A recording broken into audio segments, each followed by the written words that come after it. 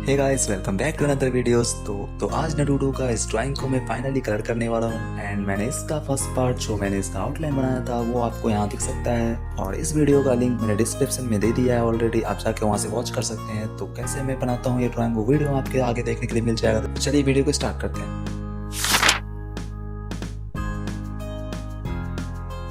और कलरिंग करने के लिए मैं यूज कर रहा हूँ डोम्स के पेंसिल कलर्स को।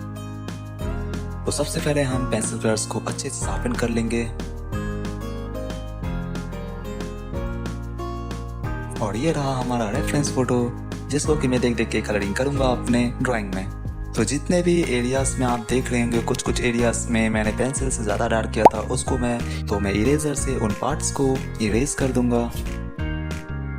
सबसे पहले मैं ब्लू कलर से स्टार्ट करूंगा। जैसा कि आप रेफरेंस फोटो में देख सकते होंगे आइस का कलर ब्लू है और मैं सबसे पहले आइस से स्टार्ट करने वाला हूं। तो चलिए इसे करते हैं।